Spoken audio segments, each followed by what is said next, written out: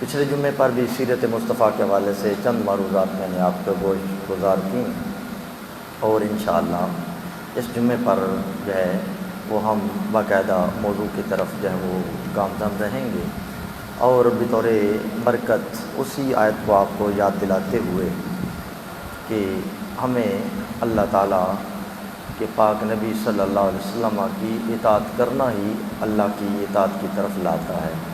وہ الفاظ قرآن پاک کے دوبارہ میں نے آپ کے سامنے ذکر کیے، تلاوت کیے۔ اللہ فرماتے ہیں من یطع الرسول فقد اطاع اللہ، کہ جس نے رسول کی اطاعت کی اس نے اللہ کی اطاعت کی۔ اللہ کے رسول کی اطاعت اور اتباع یہ ہمارے لیے دنیا اور آخرت کی کامیابی کا ذریعہ اور سبب ہے۔ اس کے بغیر دنیا کے اندر کامیابی کا کوئی دوسرا راستہ موجود نہیں ہے۔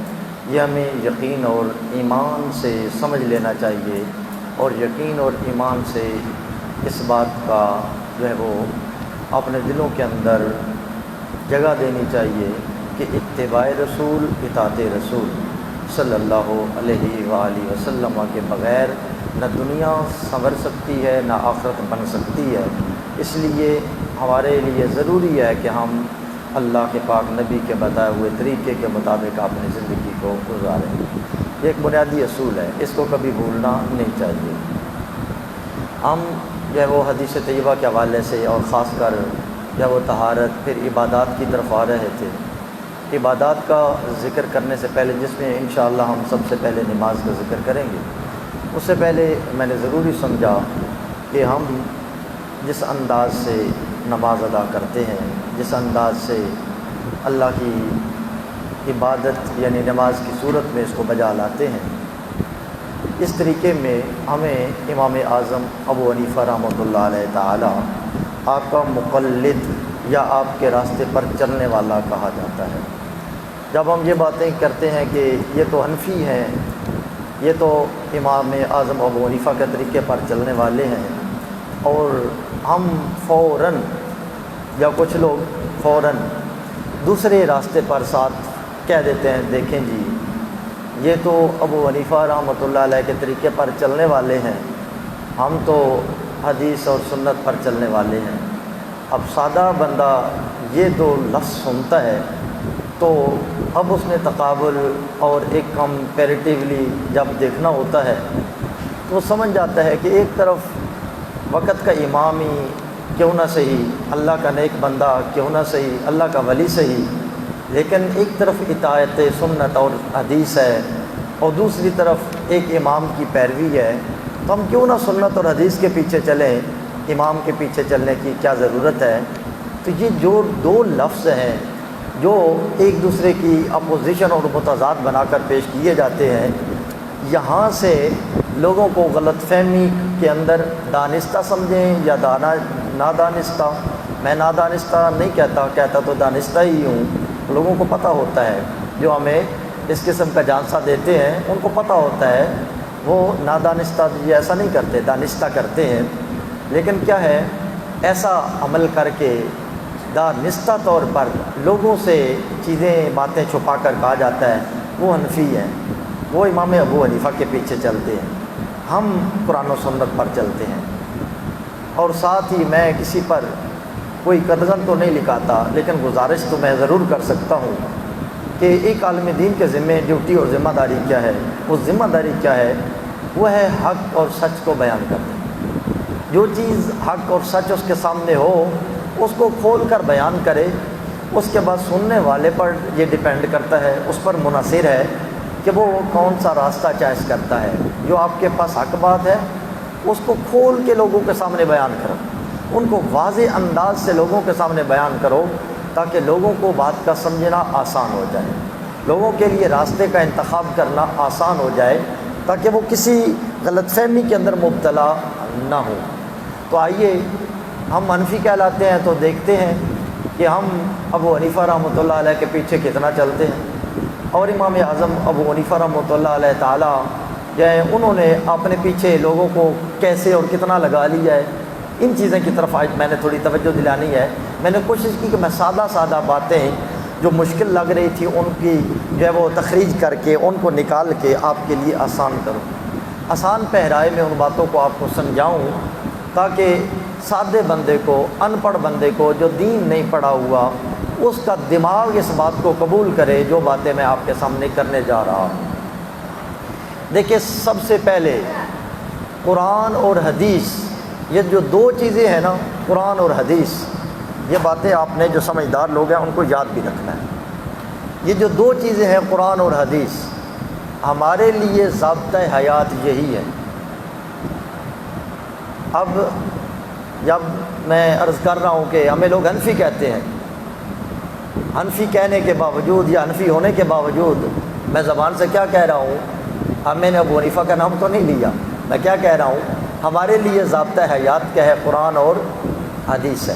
اب ڈاؤٹ ختم ہو جانا چاہیے، میں نے ابو حنیفہ رحمۃ اللہ علیہ کا نام نہیں لیا، میں نے یہ نہیں کہا کہ بھائی ادھر حدیث ہے ادھر قرآن ہے تو ادھر امام بھی تو ہیں، یوں بھی تو میں کہہ سکتا تھا، لیکن ایسے میں نے نہیں کہا۔ میں نے کہا کہ بیسیکلی، بنیادی طور پر جو ہدایت کا راستہ ہے ہمارے پاس وہ کیا ہے؟ قرآن اور حدیث ہے۔ یہ دل بھاتی بات ہے، دل لگتی بات ہے کہ ہمارے لیے اللہ نے قرآن نازل فرمایا، اس کی جو تشریح تھی، جس کی ایکسپلینیشن تھی، وضاحت تھی، وہ رسول اکرم صلی اللہ علیہ وآلہ وسلم نے فرما دی۔ اب کیا ہے؟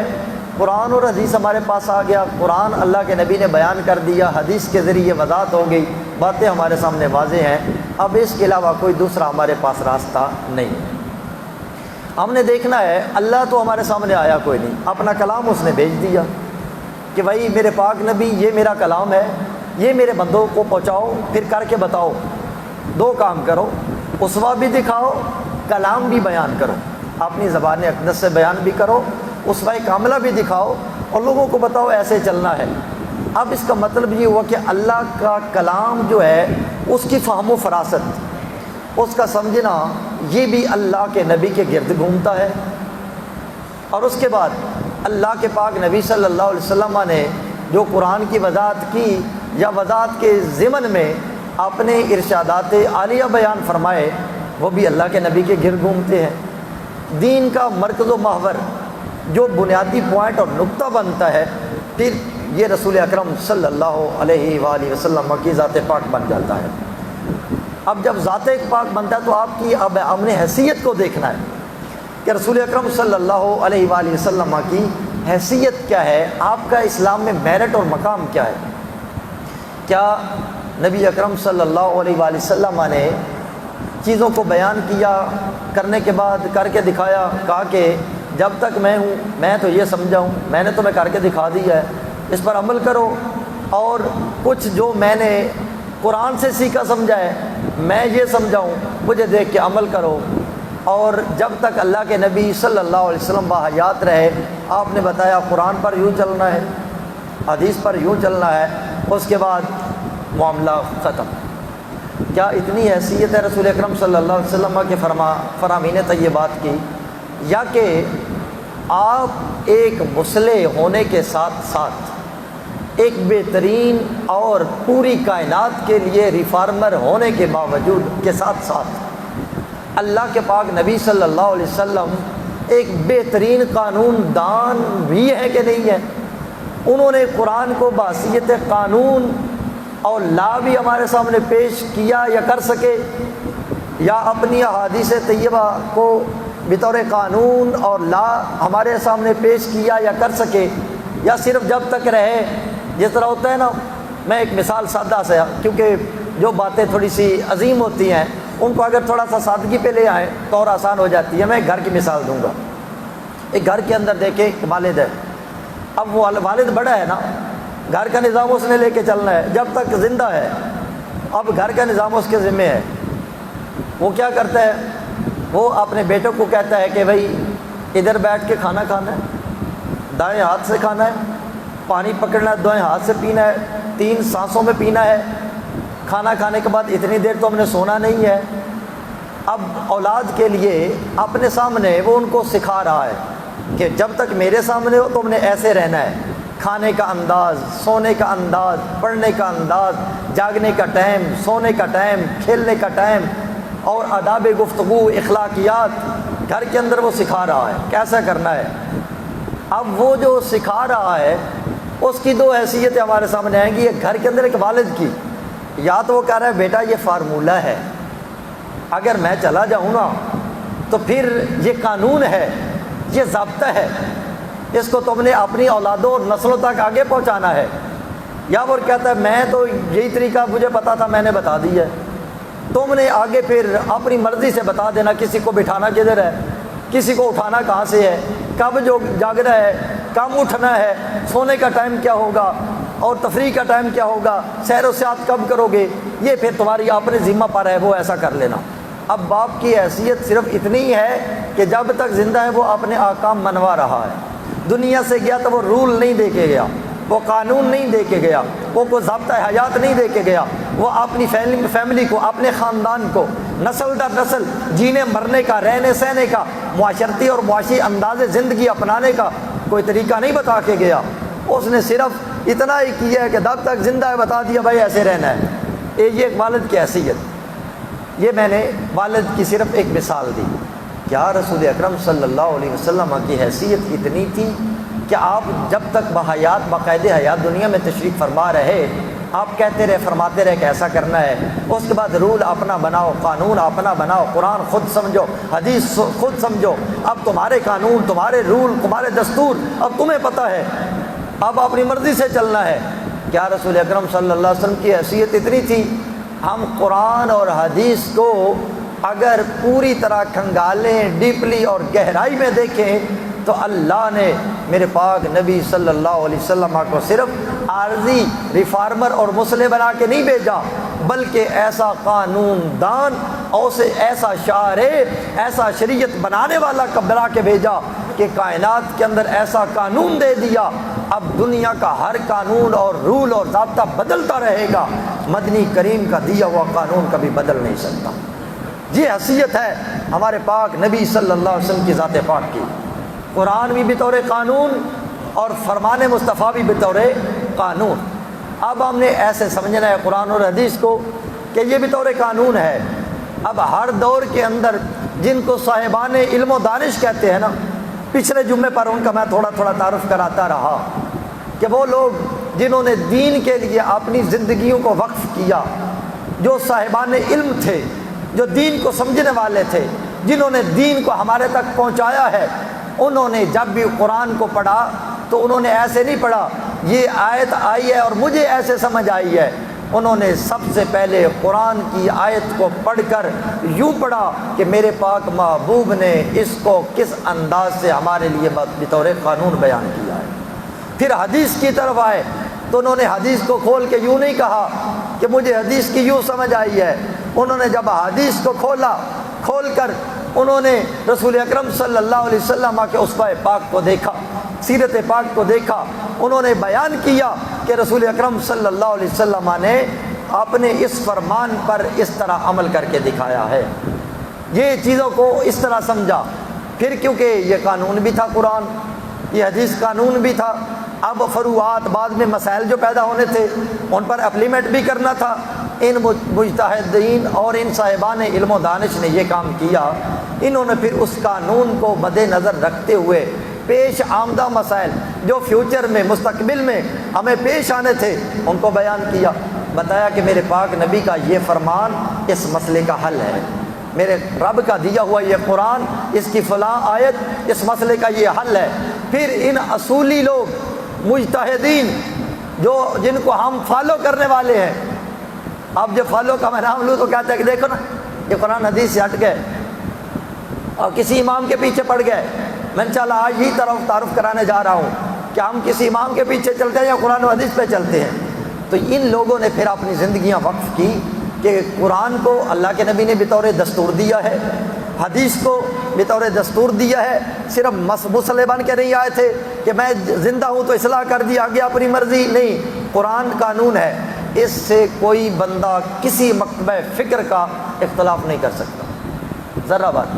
حدیث قانون ہے، حدیث دستور ہے، عارضی اصلاح کے لیے نہیں تھی. کسی مکتبہ فکر کا میری اس بات کے ساتھ اختلاف نہیں کر سکتا. آپ اس کو جا کر کھنگالیں، جس سے مرضی آپ پوچھے، اختلاف نہیں کر سکتے. اگر کرے تو قرآن جو ہے نا یہ ایک جامد کتاب، ایک جو ہے محدود کتاب، ایک جو ہے ناقص کتاب، ایک جو ہے وہ دائمی اور یونیورسل قانون نہ دینے والی کتاب بن جائے گی۔ اگر جو ہے ہمیں اس کو دائمی کتاب ماننا ہے، یونیورسل کتاب ماننا ہے، اور قیامت تک کے لیے اللہ کا دیا ہوا قانون اور دستور ماننا ہے، پھر قرآن کو بھی بحیثیت دستور لینا پڑے گا، حدیث کو بھی بحیثیت دستور لینا پڑے گا۔ تو اس انداز سے فقہا نے جہاں اصول موجود تھی فرمایا میرے نبی کا یہ بیان ہے، عمل کرو۔ جہاں قرآن کی آیت آئی اور ہمارے جو ائمہ تھے، ہمارے علماء تھے جن کو ہم اصولی یا مجتہدین کہتے ہیں، انہوں نے کہا میرے نبی کا یہ فرمان یوں کہتا ہے، اس پر عمل کرو۔ لیکن نیا مسئلہ پیش آیا تو پھر کیا کریں؟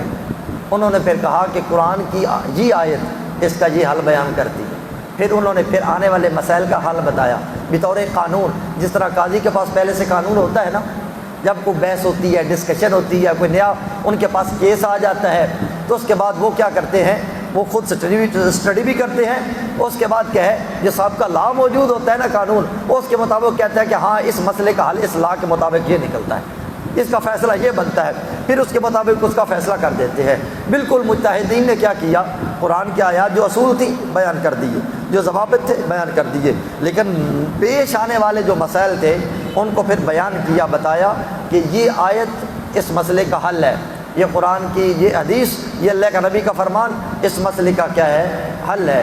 ان میں سے جو قرآن و حدیث کی روشنی میں حل بتاتے رہے، جن کو ائمہ نے، جن کو علماء نے اپنے سر کا امامہ سمجھا، اپنے سر کا تاج سمجھا، ان کا نام ہے امام اعظم ابو حنیفہ رحمۃ اللہ علیہ۔ اب میں نے نام لیا ان کا، اب تھوڑا آتے ہیں، تھوڑا سا آپ کی زندگی کا میں نے تعارف کرانا ہے آپ کو کہ حضرت امام اعظم ابو حنیفہ رحمۃ اللہ علیہ آپ کس طرح یہ فقہ بناتے رہے، کس طرح عمل کرتے رہے، کوئی نیا دین، کوئی نئی چیز گھڑ کے ہمیں دے کے چلے گئے، اور ادھی سے زیادہ نہیں 3 حصہ امت ان کے پیچھے دوڑ پڑی بغیر سوچے سمجھے، اتنا گمراہی کے اندر چلے گئے، اور 14 صدیاں بعد بندے جاگے، انہوں نے کہا کو خبردار دیکھو 3 حصہ امت گمراہی کے پیچھے، یہ تو آپ نے پیچھے لے کے چلتے رہے، حدیث تو کچھ اور تھی، قرآن تو کچھ اور تھا، اور جو ہے اب ہمیں پتہ چلتا ہے کہ یہ تو حنفی جو ہیں یہ تو قرآن پر چلتے ہی نہیں ہیں، یہ تو حدیث پر عمل ہی نہیں کرتے ہیں۔ اب لوگ جاگنا شروع ہوئے، اب لوگوں نے کروٹیں لی، پتہ چلا کہ ہم تو غلط راستے پر تھے، اور 3 حصے 4 حصے کرے نا 3 حصے امت مسلمہ کی ابو حنیفہ کے پیچھے دوڑ پڑی۔ یہاں اگر تھوڑا سا بات ہٹائی جائے نا، آگے پیچھے کی جائے، تو میں نہیں چاہ رہا کہ میں لے جاؤں، ورنہ اللہ کے پاک محبوب صلی اللہ علیہ وسلم نے جماعت کے ساتھ رہنے کا حکم فرمایا ہے۔ اللہ کے پاک محبوب صلی اللہ علیہ وسلم فرمایا کہ میری امت کی اکثریت کبھی گمراہی پر اکٹھی نہیں ہوگی۔ 3 حصے امت کا ابو حنیفہ کے پیچھے چل پڑنا ہی اس بات کی دلیل ہے کہ قرآن اور حدیث کی صحیح ترجمانی کرنے والا جو بندہ ہے اس کو امام اعظم ابو حنیفہ کہتے ہیں۔ یہ میرے پاک نبی کے فرامین طیبات ہے کہ میری امت کی اکثریت کبھی گمراہی پر اکٹھی نہیں ہو سکتی۔ یہ ساری ہدایات کے جب وہ فارمولے موجود ہیں، تو ابو حنیفہ رحمۃ اللہ علیہ تعالیٰ پر لوگوں نے باتیں بنائی چھپ کے۔ میں نے کہا نا سٹارٹ میں کہ جھوٹ نہیں بولنا چاہیے، اگر آپ کے سامنے کوئی بات واضح ہوتی ہے تو مسئلے کی جو ہے نا وہ کھچتانی نہ بنائے، اب بالکل بات سیدھی بیان کر دے۔ ابو حنیفہ رحمۃ اللہ علیہ پر جو میں باتیں ابھی کر رہا ہوں تہمت لگائی لوگوں نے، یہ تو اپنی باتیں کرتا ہے، یہ تو اجتہاد کرتا ہے، یہ تو حدیث پر عمل ہی نہیں کرتا۔ آئیے ابو حنیفہ رحمۃ اللہ علیہ کیا فرماتے ہیں۔ آپ فرماتے ہیں کہ کاذب واللہ وافترا علینا من یقول اننا نقدم القیاس علی النص وهل جب یحتاج بعد النص الى القیاس۔ آپ فرماتے ہیں کہ جھوٹ بولا ہے۔ آگے وہ کہتے ہیں واللہ مجھے اللہ کی قسم ہے، وقت کا امام التابعین صحابہ کی زیارت کرنے والا قسم اٹھا کے کہتا ہے کہ لوگ جھوٹ کہتے ہیں کہ ہم جو ہیں، اور میں اللہ کی قسم اٹھاتا ہوں، اور ہمارے اوپر افترا باندھتے ہیں۔ افترا کہتا ہے بہتان لگانا، ہمارے اوپر بہتان لگاتے ہیں کیا کہ ہم اپنی طرف سے باتیں کرتے ہیں۔ کہتے ہیں میں یقول اننا نقدم القیاس علی النص، کہ ہم قیاس پر اجتہاد پر اپنی باتوں پر عمل کرتے ہیں، ہم قرآن و حدیث پر عمل نہیں کرتے۔ آپ فرماتے ہیں کہ نہیں ایسا نہیں ہے، ہم قرآن کو نہیں چھوڑتے، ہم حدیث کو نہیں چھوڑتے، ہم قرآن پر عمل کرتے ہیں، ہم حدیث پر عمل کرتے ہیں۔ اس کے بعد فرماتے ہیں ہاں اتنی بات یاد رکھنا، وَهَلْ يَحْتَاجُ بَعْدَ النَّصِ إِلَى الْقِيَاسِ، یہ بتاؤ کہ جب نص نہ ہو، جو میں ابھی بات کر رہا تھا کہ کوئی عقل و فہم والا بندہ، فہم و فراست والا بندہ جب اصول نہیں موجود، نص موجود نہیں ہے، اللہ کے پاک نبی کا فرمان کہ اس مسئلے کا یہ حل ہے موجود نہیں ہے، تو آپ فرماتے ہیں مجھے یہ بتاؤ کہ پھر کیا کرنا ہے۔ پھر ہم نے کوئی قرآن کی آیت لے کے اس کے مطابق مسئلے کا حل بتانا تو ہے نا، اس کو قیاس کہتے ہیں۔ پھر ہم نے کوئی نبی کا فرمان لے کے اس کے مطابق جو ہے نئے مسئلے کا حل بتانا تو ہے نا، اس کو قیاس کہتے ہیں۔ فرمایا جب اصول موجود نہ ہو، کوئی جو ہے وہ نیا مسئلہ آ جائے، پھر ہم نے قرآن و حدیث کو سامنے رکھ کے سوچ کر اجتہاد کر کے کہ اس مسئلے کا حل قرآن کی اس آیت سے نکلتا ہے، پھر ہم نے بتانا تو ہے نا۔ جب کوئی نیا مسئلہ آ جائے اور اس کے بارے میں واضح نص قرآن و حدیث میں موجود نہیں ہے، کیونکہ قرآن قانون ہے، جس طرح میں شروع میں آغاز میں آپ کی بیس بنائی ہے، یہ قانون ہے، اس قانون پر، اس دستور پر آنے والے مسئلے کا حل بتانا تو ہے نا۔ یہ آپ فرماتے ہیں، فرمایا ہم کبھی قرآن و حدیث کو، نصوص کو چھوڑتے نہیں ہیں، لیکن جب نصوص نہیں ہوتی تو پھر ہم نصوص کی روشنی میں لوگوں کے سامنے مسائل نکال کر ان کو بیان کرتے ہیں کہ اللہ کا قرآن اس مسئلے کا یہ حل بتاتا ہے اور نبی کا فرمان اس مسئلے کا یہ حل بتاتا ہے۔ یہ ابو حنیفہ نے فرمایا آپ جو ہے ایمان سے بتائیں کہ ایک نیا جو مسئلہ آ جائے، یوں سمجھو کہ سپریم کورٹ ہے، اس کے اندر ایک مسئلہ آ گیا ہے، پہلے قانون پاکستان کا بنا ہوا اگرچہ انگریزوں کا ہے ہمارا نہیں ہے، چاہیے تو یہ تھا اسلام کے مطابق ہوتا، اگرچہ انگریزوں کا ہے، چلو اس کے مطابق ہی جی رہے ہیں، چلو ہے تو صحیح نا، قانون تو ہے نا۔ تو ایک قاضی بیٹھا ہوا ہے، ایک مسئلہ بھی پیش آ گیا، اب اس نے اس کا حل نکالنا ہے۔ وکیل کیا کرتے ہیں؟ اس پر جرا کرتے ہوئے، بحث کرتے ہوئے کیا کرتے ہیں؟ قرآن نے جو بنا ہوا قانون ہے نا، اس کی نصوص لے کے آتے ہیں، دلائل لے کے آتے ہیں، نصوص لفظ بولتا ہوں شاید آپ کے لیے مشکل ہو جائے، دلائل لے کے آتے ہیں، ثبوت لے کے آتے ہیں کہ یہ جی اس قسم کا مسئلہ آیا تھا تو یہ پہلے اس کے بارے میں اس کی یہ جزئی موجود ہے، اس مسئلے کا حل یوں نکالا جا سکتا ہے۔ قانون کو اسی طرح ڈسکس کیا جاتا ہے۔ آج تک کسی نے جو قاضی القضاء، چیف جسٹس، یہ مسائل کا ہاتھ بڑھاتا ہے، ہم باہر نکل کے نعرے لگاتے ہیں کہ چیف جسٹس نے ہمارے حق میں فیصلہ کر دیا، یہ مسئلہ بیان کر دیا، یہ فیصلہ کر دیا۔ اس کا مطلب یہ ہوتا ہے کہ اس قانون کو مد نظر رکھتے ہوئے جس نے بیان کیا ہے اس نے ٹھیک بیان کر دیا ہے، ہم اس پر خوش ہو جاتے ہیں۔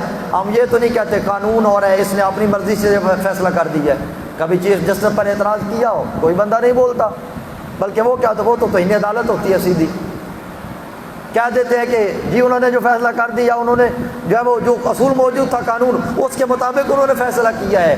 اگر آج کا چیف جسٹس پرانے قانون جو کو برٹش کا دیا ہوا ہے اس لا کو مد نظر رکھتے ہوئے فیصلہ کرے، ہم اس کے فیصلے کو توڑتے نہیں، ہم کہتے ہیں اس کے پیچھے بیس موجود ہے، اصول موجود ہے۔ اگر وقت کا امام جس کا نام ابو حنیفہ لے رہا ہوں وہ قرآن کو سامنے رکھے، نبی کے فرمان کو سامنے رکھے اور بیان کرے کہ میرے سامنے یہ اصول ہے، یہ قرآن کی آیت ہے، یہ حدیث طیبہ ہے، یہ جو مسئلہ ہے اس کا حل یہ آیت اور حدیث یہ بتاتی ہے، تو ہم کہتے ہیں کہ نہیں یہ تو قرآن و حدیث کے خلاف چلا گیا ہے، ادھر قرآن و حدیث کی مخالفت ہو گئی ہے، ادھر جو ہے پہلے لا موجود تھا، چیف جسٹس نے نیا مسئلہ بیان کیا، یہاں قانون کے مطابق ہو گیا ہے۔ یہ وہ الٹی گنگا بہہ رہی ہے، جس طرح ہمیں لوگ دھوکہ دے کر کہتے ہیں نہیں جی تم امام کے پیچھے چلتے ہو، ہم تو قرآن و حدیث کے پیچھے چلتے ہیں۔ حالانکہ امام صاحب قسمیں اٹھا رہے ہیں کہ قرآن کی آیت کے ہوتے ہوئے میں نے کبھی بھی اپنے دماغ سے کوئی بات نہیں نکالی، آیت کو اللہ کے نبی کے حدیث کے ہوتے ہوئے میں نے کبھی بھی اپنے دماغ سے کوئی بات تمہارے اوپر قیاس کر کے مسلط نہیں کی۔ سب سے پہلے اللہ کا قرآن پیش کرتا ہوں، نبی کا فرمان پیش کرتا ہوں۔ جب وہ کوئی اور مسئلہ ایسا جو واضح نہیں ہوتا، پھر یہ نہیں کہ اپنی طرف بول دیتا ہوں کہ یوں کر لو، نہیں، پھر یوں کرتا ہوں کہ قرآن اور حدیث کو سامنے رکھ کے اس مسئلے کا حل بیان کرتا ہوں، جس طرح چیف جسٹس بیان کرتا ہے۔ اس کے بعد جناب یہ تو میں نے آپ کو سنایا کہ امام صاحب قسم اٹھا کے کہہ رہے ہیں کہ میں نے کبھی قرآن و حدیث کی مخالفت نہیں کی۔ اس کے بعد آگے چلیں، یہاں جب وہ علاء الدین عبدالعزیز بن جب احمد، یہ بخاری ہیں، ابو نعیم بن عمر کے حوالے سے نکل کرتے ہیں، کہتے ہیں کہ ابو حنیفہ رحمۃ اللہ علیہ کو میں نے ایک بات کرتے ہوئے سنا، کیا فرما رہے تھے؟ کہتے ہیں کہ عجبنا للناس یقولون انی اقول بالرأی وما افتى الا بالاصل۔ کہتے ہیں کہ میں تعجب کرتا ہوں ان لوگوں پر جو ہمارے اوپر بہتان باندھتے ہوئے کہتے ہیں کہ ابو حنیفہ اپنی رائے سے مسئلے بیان کرتے ہیں، قرآن و حدیث پر عمل نہیں کرتے۔ آپ فرماتے ہیں کہ خبردار یاد رکھنا، میں نے کبھی بھی قرآن و حدیث کی علاوہ کوئی مسئلہ بیان نہیں کیا۔ یہ کون کہہ رہا ہے؟ ابو حنیفہ رحمۃ اللہ علیہ۔ یہ بتانے لگا ہوں کہ اہل حدیث ہیں کون، حدیث پر چلتے کون ہیں۔ ہمیں جو ہے نا ایک طرف امام کے پیچھے چلنے والا کیا کہ دھوکہ اور غلط بیانی کر کے، حالانکہ سچ بیان کرنا چاہیے، ایسا لوگ نہیں کرتے۔ فرمایا میں ہمیشہ قرآن حدیث کے مطابق چلتا ہوں۔ اس کے بعد امام ابو حنیفہ رحمۃ اللہ علیہ کے بارے میں جو ہے وہ امام وہ محمد جمال الدین جو ہے وہ القاسمی رحمۃ اللہ علیہ ہیں، وہ کہتے ہیں کہ امام ابو حنیفہ رحمۃ اللہ علیہ کا طریقہ کار کیا تھا؟ کان الامام ابو حنیفہ یقول ایاکم والقول فی دین اللہ تعالی بالرأی وعلیکم باتباع السنہ فمن خرج عنہا ضل۔ اتنا پیارا ارشاد ہے آپ کا۔ آپ نے فرمایا کہ یاد رکھنا، ابو حنیفہ فرمایا کرتے تھے کہ ایاکم والقول فی دین اللہ، خبردار اللہ کے دین میں اپنی طرف سے بات کرنے سے بچتے رہنا، اپنی طرف سے اللہ کے دین میں کبھی بات نہ کرنا۔ جو بندہ منع کر رہا ہے کہ اپنی طرف سے اللہ کے دین میں کوئی بات نہیں کرنی، اسی کو کہہ رہے ہیں کہ یہ قرآن و حدیث کے خلاف چلتے ہیں، یہ اپنی باتیں کرتے ہیں۔ فرماتے ہیں کہ خبردار اللہ کے دین میں اپنی طرف سے کوئی بات نہ کرنا، بالرأی اپنے رائے سے، وعلیکم باتباع سنہ، فرمایا یاد رکھنا تمہارے اوپر اللہ کے نبی کی سنت کی اتباع لازم ہے۔ جو میں نے شروع میں جب آغاز کیا گفتگو کو تو میں نے اتباع نبوی اور اطاعت نبوی کی بات کی، میں نے کہ اطاعت اور اتباع اور اطاعت کا میں تھوڑا فرق بھی یہ کلاس میں ہوں تو میں اکثر نوجوانوں کے سامنے ذکر کر دیتا ہوں کہ ان لفظوں کو یاد بھی رکھا کریں۔ اطاعت ہوتی ہے قول میں، اتباع ہوتی ہے کسی کی جو ہے وہ پریکٹیکل ماڈل میں، جب کوئی کام کر کے دکھائے اس میں اتباع ہوتی ہے، جب کوئی بات کر دے تو اس کی اطاعت ہوتی ہے۔ اللہ کی اطاعت ہوتی ہے، اللہ کی اتباع نہیں ہوتی، کیونکہ اللہ نے کر کے کچھ نہیں دکھایا، اللہ نے صرف فرمایا ہے۔ اس لیے اطاعت اللہ کی ہوگی، اطاعت اور اتباع اللہ کی نبی کی ہوگی، کیونکہ اللہ کا نبی فرماتا بھی ہے، کر کے دکھاتا بھی ہے۔ اس لیے اتباع صرف اللہ کے نبی کی، اللہ کی اتباع نہیں ہو سکتی۔ فرمایا کہ علیکم باتباع سنہ، فرمایا یاد رکھنا اللہ کے نبی کی سنت کی اتباع کرنا، ذرہ بر ادھر ادھر نہ ہونا۔ اگر کسی نے چھوڑ دیا تو یہ میرے امام کی زبان کے الفاظ ہیں۔ فرمایا فمن خرج عنہا ضل، کہ جو بندہ اتباع نبوی سے نکل گیا وہ گمراہ ہو گیا۔ یہ ابو حنیفہ کہہ رہے ہیں کہ جو اتباع نبوی سے نکل گیا وہ گمراہ ہو گیا۔ جو بندہ خود کہہ رہا ہے کہ اتباع نبوی کے علاوہ چلنا نہیں، وہ اپنی مرضی کے مطابق اپنی باتوں کے پیچھے دوسروں کو لگا سکتا ہے کہ قرآن کو چھوڑو، حدیث کو چھوڑو، میرے پیچھے پڑھو، میری باتوں کو مانو۔ جس کو پتہ ہے کہ گمراہی ہے، اب میں بول رہا ہوں کہ یہ گمراہی ہے، تو کل میں خود ہی جو قرآن و حدیث کے چھوڑ کے کسی اور راستے پہ چل پڑوں، تو اس سے بڑی بدبختی اور کیا ہو سکتی ہے؟ ایک بندہ وقت کا امام، صاحب فہم و فراست، اور سارے امام اس کے شاگرد اور سارے ہاتھ باندھ کے سامنے کھڑے ہیں جو اس کو استاد مانتے ہیں، وہ کہتے ہیں کہ ہم سارے امام مالک ہو، امام شافعی ہو، امام احمد بن حنبل ہو، امام ظفر ہو، امام یوسف ہو، امام کوئی بھی امام ہو، سارے امام مانتے ہیں۔ وہ کہتے ہیں کہ فقہ میں سارے امام ابو حنیفہ کی اولاد ہیں، یہ سارے امام مانتے ہیں۔ وہ کہتا ہے کہ ہم فقہ میں ابو حنیفہ کی اولاد ہیں۔ قرآن و فہم کو سمجھنے کا حق جو ابو حنیفہ نے ادا کیا وہ کوئی اور ادا نہیں کر سکا، اسی لیے امت کا 3 حصہ ابو حنیفہ کے پیچھے چلا، اور آج 2 حصوں میں تقسیم کر کے قرآن و حدیث کا ادھر نام لے کر اور ابو حنیفہ کی رائے اور مرضی اور قیاس کو ادھر کر کے کہ یہ امام کے پیچھے چلتے ہیں جی، اور ہم تو قرآن پر چلتے ہیں۔ حالانکہ ہم کسی امام کے پیچھے نہیں، ہم تو اس طریقے پر چلتے ہیں جو ابو حنیفہ نے قرآن و سنت کے مطابق بتایا ہے۔ ہم کسی امام کے پیچھے نہیں، ہم صرف ان کے بتائے ہوئے طریقے کے مطابق چلتے ہیں۔ فرمایا کہ خبردار جو اتباع سنت سے نکلا وہ گمراہ ہو